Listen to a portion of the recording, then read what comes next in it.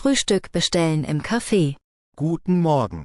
Ich hätte gerne einen Tisch für 2 Personen. Guten Morgen. Suchen Sie sich einfach einen freien Platz aus. Vielen Dank. Könnten wir bitte auch gleich die Speisekarte haben? Natürlich. Die bringe ich Ihnen sofort an den Tisch. Danke schön. Was können Sie denn hier zum Frühstück empfehlen? Das süße Frühstück mit Croissants und hausgemachter Marmelade ist sehr beliebt. Das klingt gut. Aber ich mag es morgens lieber etwas herzhafter.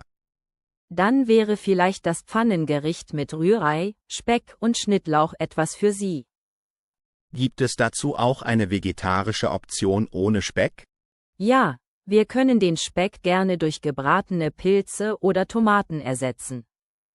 Perfekt. Welche Brotsorten haben Sie denn zur Auswahl? Wir haben frische Brötchen, Vollkornbrot, Sauerteigbrot und Kürbiskernbrötchen. Ist das Vollkornbrot selbst gebacken? Ja, das backen wir jeden Morgen frisch bei uns in der Backstube. Das ist wunderbar. Ich muss kurz nachdenken. Die Auswahl ist wirklich groß. Lassen Sie sich ruhig Zeit. Ich kann später noch einmal wiederkommen. Eine Frage habe ich noch zu den Heißgetränken. Was ist ein Milchkaffee genau? Das ist frisch gebrühter Filterkaffee mit viel heißer Milch, serviert in einer großen Tasse. Ah, ich verstehe. Und wie groß ist die Portion vom Müsli mit Früchten? Es ist eine ziemlich große Schüssel mit Naturjoghurt, Haferflocken und saisonalem Obst. Kann ich das Müsli auch mit einer pflanzlichen Milchalternative bekommen? Ja, wir haben Hafermilch, Sojamilch und Mandelmilch ohne Aufpreis da. Super, danke. Kann ich mir die Bestellung noch kurz überlegen? Gar kein Problem. Ich gebe Ihnen noch ein paar Minuten Zeit. Ich glaube, ich habe mich jetzt entschieden. Schön, was darf ich Ihnen bringen? Ich nehme das Rührei mit Pilzen und dazu 2 Kürbiskernbrötchen. Gerne. Und was möchten Sie dazu trinken? Einen großen Cappuccino mit Hafermilch, bitte. Wird gemacht. Und für Ihre Begleitung? Sie nimmt das vegane Avocado-Brot mit pochiertem Ei und einen frisch gepressten Orangensaft. Das Rührei, die Brötchen, das Avocadobrot, den Cappuccino und den Saft. Ist das so richtig? Ja, genau das ist alles. Möchten Sie die Brötchen aufgeschnitten und mit Butter haben? Ja, bitte, das wäre sehr nett. Alles klar. Ihre Bestellung ist in etwa 10 Minuten fertig. Das ist perfekt. Vielen Dank für die freundliche Beratung. Sehr gerne. Genießen Sie die morgendliche Sonne hier auf der Terrasse. Das machen wir. Das Wetter ist heute wirklich herrlich. Hier ist schon einmal der Cappuccino und der Orangensaft. Oh, der Kaffee duftet fantastisch. Das Essen kommt auch gleich. Danke. Das sieht jetzt schon alles sehr einladend aus. Fehlt Ihnen momentan noch etwas am Tisch, bevor ich in die Küche gehe? Ein Glas Leitungswasser wäre noch schön, wenn das geht. Natürlich. Ich bringe Ihnen sofort eine kleine Karaffe mit, wenn ich das Essen hole. Das ist wirklich aufmerksam von Ihnen. Vielen Dank. Sehr gerne. Ich bin gleich wieder da. So, da bin ich wieder. Hier ist Ihre Karaffe Leitungswasser, das frisch zubereitete Rührei, das Avocadobrot und natürlich Ihre 2 Kürbiskernbrötchen, aufgeschnitten und mit Butter. Oh, wunderbar. Das sieht ja absolut fantastisch aus. Das freut mich. Guten Appetit. Lassen Sie es sich schmecken. Vielen Dank für den tollen Service. Die Qualität der Zutaten ist hier wirklich sichtlich hervorragend. Sehr gerne. Genießen Sie Ihr Frühstück und die Sonne. Gespräch an einem deutschen See. Hallo. Entschuldigung. Darf ich Sie kurz etwas fragen? Hallo. Ja klar. Schießen Sie los. Kann man in diesem See eigentlich einfach so überall schwimmen gehen? Ja, im Prinzip schon, aber an dieser Stelle ist es besonders flach und sicher. Gibt es hier bestimmte Baderegeln oder Schilder, auf die ich achten muss? Sie sollten nicht über die roten Bojen hinausschwimmen, da dort Boote fahren. Ah, verstehe. Ist das Wasser hier denn sauber genug zum Schwimmen? Die Wasserqualität wird regelmäßig geprüft und ist meistens ausgezeichnet. Das ist beruhigend zu wissen. Gibt es hier auch eine Liegewiese? Ja, gleich dort drüben hinter den Bäumen ist eine große Wiese im Schatten. Wunderbar. Wie verbringen die Leute hier normalerweise ihren Tag am See? Viele bringen sich Decken, Picknickkörbe und ein gutes Buch mit. Das klingt sehr entspannend. Spielen die Leute auch Volleyball oder so etwas? Ja, auf der anderen Seite des Sees gibt es 2 feste Volleyballfelder. Kann man sich hier auch Stand-Up-Paddleboards oder Boote ausleihen?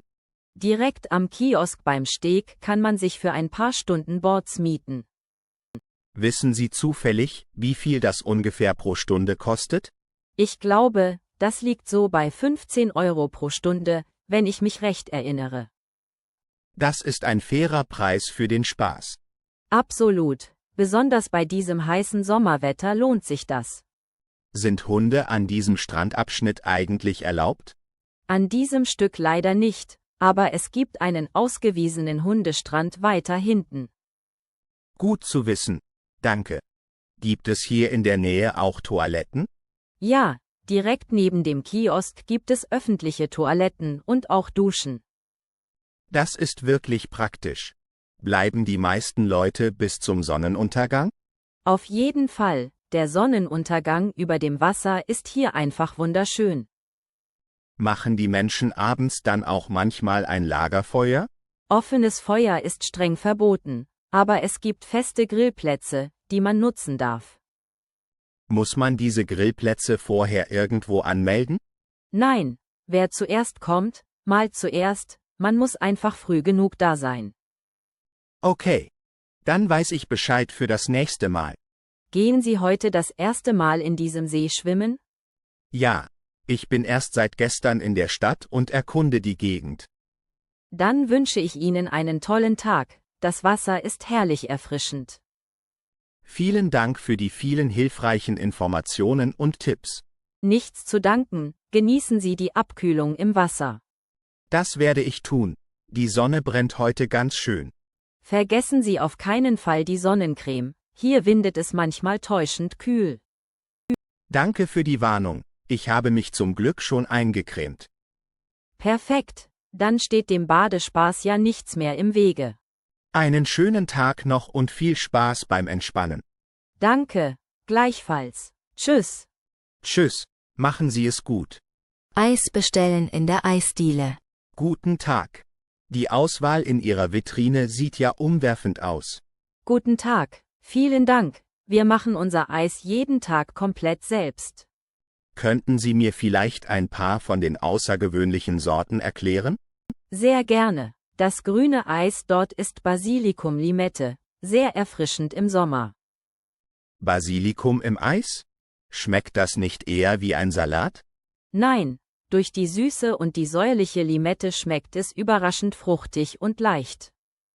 Okay, das klingt mutig. Und was ist das für eine dunkle Sorte daneben?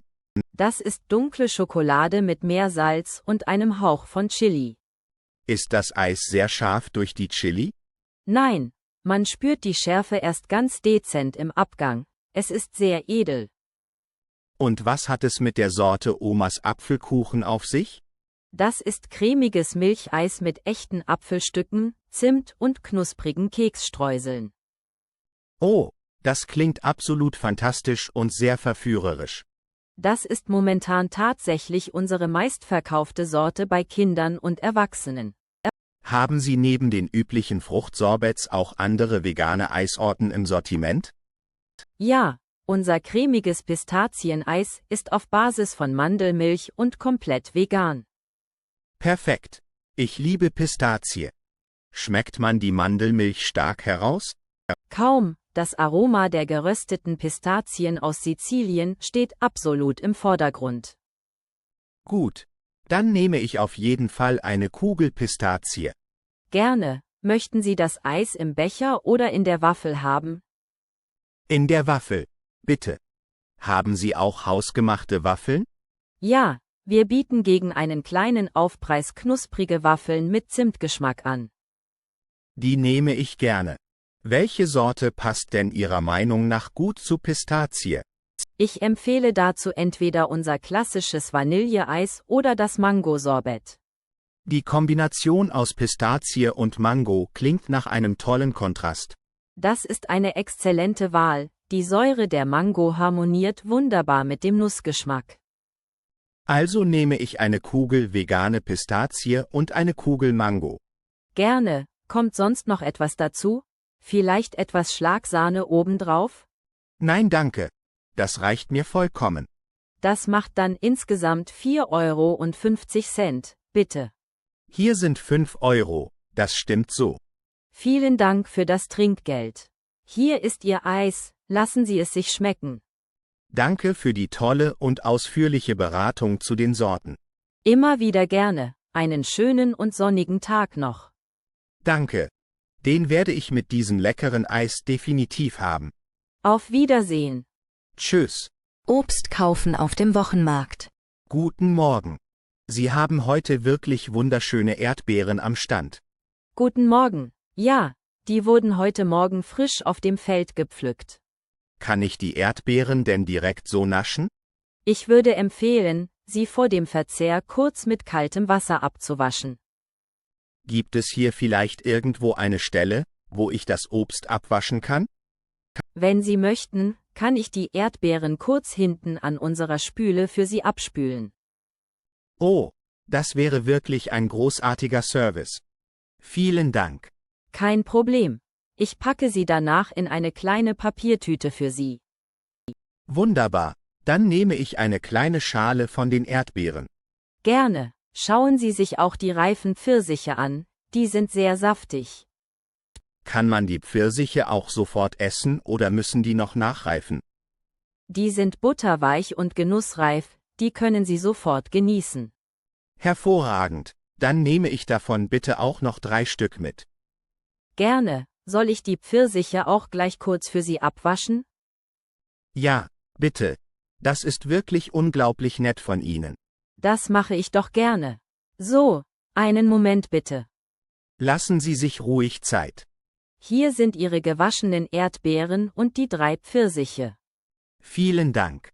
Woher kommen diese leckeren Pfirsiche eigentlich genau? Die kommen direkt von einem regionalen Obstbauern aus der Umgebung. Ich unterstütze sehr gerne die Landwirte hier aus der Region. Das freut uns zu hören, die Qualität spricht einfach für sich. Was kosten die Erdbeeren und die Pfirsiche zusammen? Das macht insgesamt 7,20 €. Kann ich bei Ihnen auf dem Markt auch mit Karte bezahlen? Ja, ab 5 € ist die Kartenzahlung bei uns problemlos möglich. Perfekt. Ich halte meine Karte kurz an das Gerät. Das hat geklappt. Brauchen Sie einen Kassenzettel? Nein, danke. Der Umwelt zuliebe brauche ich keinen Beleg. Alles klar, dann wünsche ich Ihnen einen guten Appetit beim Naschen. Danke. Die erste Erdbeere schmeckt schon absolut fantastisch und süß. Das freut mich. Besuchen Sie uns gerne nächsten Samstag wieder. Das werde ich ganz bestimmt tun. Der Markt gefällt mir sehr. Einen schönen Tag noch für Sie. Danke. Gleichfalls. Auf Wiedersehen. Tschüss. Restaurantempfehlung an der Hotelrezeption. Guten Abend. Könnten Sie mir vielleicht ein gutes Restaurant in der Nähe empfehlen? Guten Abend. Sehr gerne. Nach welcher Küche steht Ihnen denn heute der Sinn?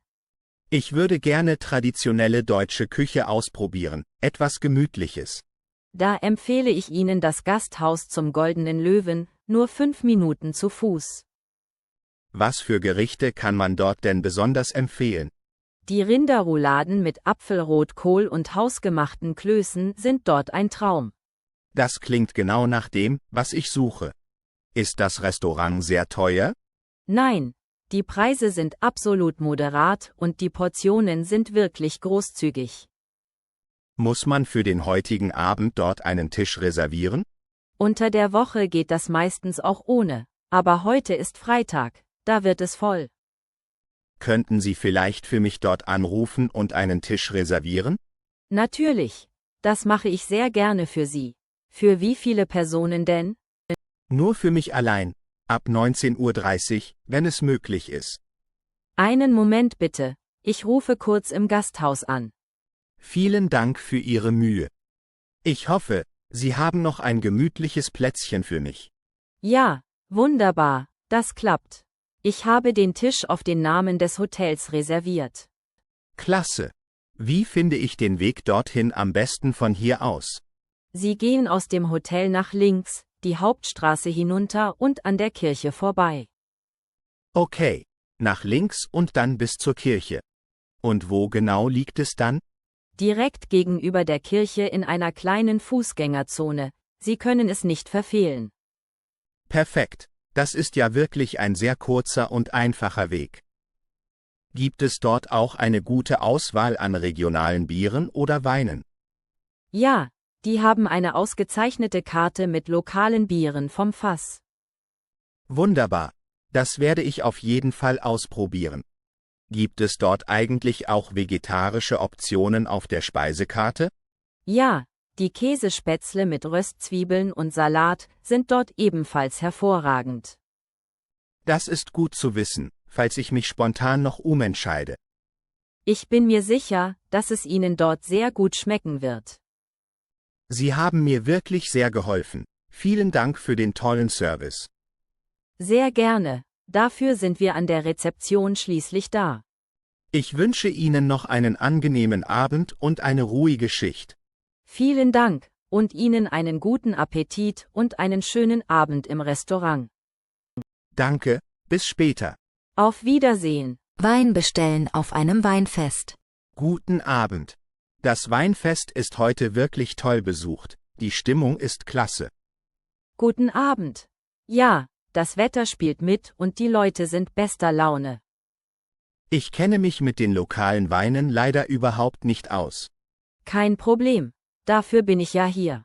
Trinken Sie lieber Weißwein oder Rotwein? Ich trinke lieber Weißwein. Er sollte aber nicht zu trocken sein. Dann empfehle ich Ihnen einen halbtrockenen Riesling aus der Region hier. Was bedeutet halbtrocken bei einem Riesling genau? Schmeckt er sehr süß? Nein, er hat eine angenehme Restsüße, schmeckt aber durch die Säure noch spritzig und frisch. Das klingt nach einer guten Balance für einen lauen Sommerabend. Auf jeden Fall, wenn Sie es noch fruchtiger mögen, wäre ein Grauburgunder eine Alternative. Welche Fruchtaromen dominieren denn beim Grauburgunder am meisten? Man schmeckt oft reife Birnen, Nüsse und manchmal eine feine Zitrusnote heraus. Ich glaube, der Riesling reizt mich für den Anfang etwas mehr. Eine gute Entscheidung. Möchten Sie ein Glas mit 0,2 Litern oder ein Schoppenglas? Ich nehme erst einmal ein normales Glas mit 0,2 Litern zum Probieren. Gerne. Muss ich für das Weinglas auch Pfand bezahlen? Ja, das Glaspfand beträgt 3 Euro pro Glas, das bekommen Sie bei der Rückgabe wieder. Alles klar. Das ist auf Festen ja völlig normal. Genau, so bleiben die Gläser auf dem Festplatz sauber und gehen nicht verloren. Was kostet das Glas Riesling inklusive des Pfands? Das macht dann 7,50 Euro zusammen. Hier sind 10 Euro, das stimmt so. Vielen Dank, hier ist Ihr frisch eingegossener Riesling. Danke. Kann man hier am Stand auch etwas Kleines zum Essen dazu kaufen? Wir haben frische Brezeln und kleine Spundekästeller mit Crackern da. Eine Brezel nehme ich gerne noch dazu, die passt bestimmt perfekt zum Wein. Gerne, die Brezel kostet 2 Euro extra. Hier sind die 2 Euro passend. Vielen Dank, ich wünsche Ihnen viel Spaß auf dem Weinfest und zum Wohl. Dankeschön, Prost. Der Wein schmeckt im Stehen an den Städtischen wirklich herrlich. Das freut mich zu hören. Genießen Sie den Abend bei der Live-Musik. Das werde ich tun, die Band fängt ja gerade erst an zu spielen. Viel Spaß dabei. Auf Wiedersehen. Federweißer und Federroter bestellen. Hallo. Ich sehe gerade auf der Tafel, dass Sie frischen Federweißen haben. Hallo, ja, der ist erst gestern frisch vom Weingut bei uns eingetroffen. Was ist denn eigentlich der Unterschied zwischen Federweißer und Federroter? Federweißer wird aus hellen Trauben gemacht, Federroter aus roten Trauben, beide gären noch. Ah, das heißt, der Wein enthält noch viel Hefe und Zucker? Genau, er schmeckt fast wie ein spritziger Traubensaft, hat aber schon Alkohol. Ist der Federrote süßer als der weiße oder schmeckt man da mehr Gerbstoffe? Der Federrote schmeckt oft etwas beerenartiger und vollmundiger. Ich würde gerne ein Glas Federweißen und ein Glas Federroten bestellen.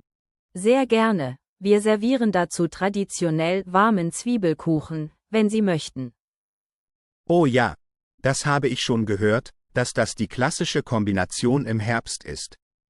Genau, der salzige Zwiebelkuchen passt perfekt zur süßen Note des jungen Weins. Dann nehme ich ein Stück Zwiebelkuchen dazu. Gespräch unter Gästen am Stehtisch. Hallo, darf ich mich hier am Stehtisch darzustellen? Hallo, ja natürlich, kommen Sie gerne dazu, hier ist noch jede Menge frei. Vielen Dank. Trinken Sie auch gerade den Federweißen? Ja, ich hole mir jedes Jahr im September den ersten Federweißen hier am Stand. Schmeckt er Ihnen dieses Jahr gut? Die Ernte soll ja sehr gut gewesen sein. Ausgezeichnet, er prickelt genau richtig und ist noch nicht zu herb durchgegoren. Ich probiere jetzt mal meinen Federroten. Oh ja, der schmeckt fantastisch fruchtig. Lassen Sie mich mal sehen, der hat eine wirklich schöne, kräftige rote Farbe. Stimmt, er sieht im Glas fast aus wie ein trüber Johannisbeersaft. Man muss nur vorsichtig sein, der süße Geschmack täuscht über den Alkohol hinweg. Ja, das stimmt. Man merkt die Wirkung oft erst, wenn man wieder aufsteht. Ganz genau, deshalb sollte man immer eine solide Grundlage wie den Zwiebelkuchen essen.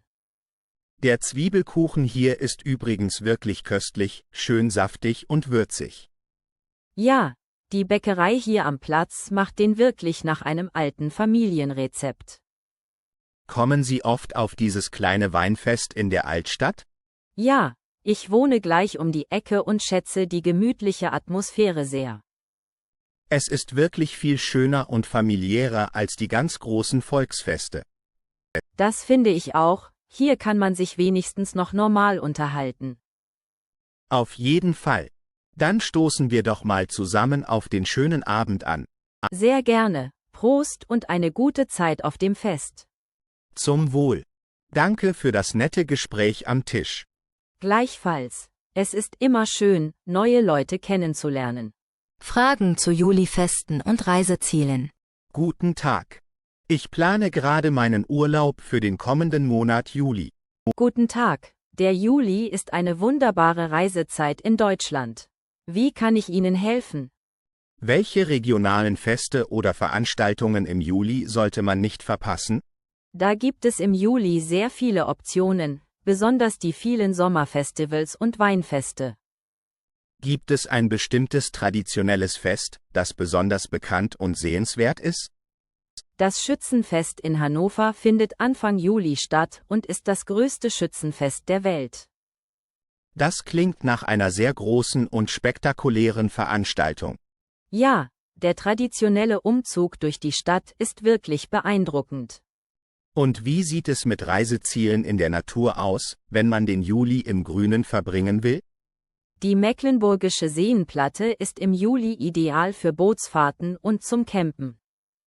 Ist es dort im Hochsommer nicht sehr überlaufen? Es gibt dort so viele versteckte Seen, dass man eigentlich immer ein ruhiges Plätzchen findet. Das klingt sehr verlockend. Was halten Sie vom Schwarzwald als Reiseziel im Juli? Der Schwarzwald ist fantastisch zum Wandern, da die dichten Wälder angenehmen Schatten spenden. Gibt es im Schwarzwald im Juli auch besondere Events oder kulinarische Feste? Ja, in vielen kleinen Dörfern gibt es im Juli Waldfeste mit regionalen Spezialitäten. Welche Spezialitäten sollte man dort im Sommer unbedingt probieren? Natürlich die Schwarzwälder Kirschtorte und den frischen Schinken zur Vesper. Perfekt. Ich liebe gutes Essen im Urlaub. Wie ist das Wetter meistens im Juli? Es ist oft der heißeste Monat des Jahres, Temperaturen über 30 Grad sind keine Seltenheit. Gibt es an den Küsten der Nord- und Ostsee im Juli gute Bademöglichkeiten? Ja, die Ostseeinseln wie Rügen oder Usedom haben im Juli Hochsaison für Badeurlauber. Muss man die Unterkünfte für die Inseln im Juli weit im Voraus buchen? Ja, für die Küstenregionen im Juli sollten Sie unbedingt einige Monate vorher reservieren. Gut, dann bin ich für dieses Jahr wohl etwas spät dran für die Ostsee. Macht nichts, die Mittelgebirge wie der Harz sind eine tolle und oft günstigere Alternative. Der Harz steht auch schon länger auf meiner Liste der Reiseziele. Dort können Sie die historische Schmalspurbahn nutzen und den Brocken besteigen. Das klingt nach einem abwechslungsreichen Programm für meinen Juli-Urlaub. Auf jeden Fall, Deutschland hat im Sommer für jeden Geschmack etwas zu bieten. Vielen Dank für die ausführliche Beratung und die tollen Anregungen. Sehr gerne. Ich wünsche Ihnen eine wunderschöne Reise und einen tollen Juli. Danke. Auf Wiedersehen. Tschüss. Nach dem Weg zur Unterkunft fragen. Entschuldigung. Können Sie mir vielleicht kurz bei der Orientierung helfen? Hallo, ja klar. Wo wollen Sie denn hin? Ich suche die Pension Abendrot. Sie soll irgendwo hier in der Nähe sein. Ah, die Pension Abendrot kenne ich. Die ist eigentlich gar nicht weit von hier entfernt. Das ist eine Erleichterung. Mein Koffer ist nämlich ganz schön schwer. Sie stehen im Moment auf der falschen Seite des Bahnhofsplatzes. Oh je. In welche Richtung muss ich denn stattdessen gehen?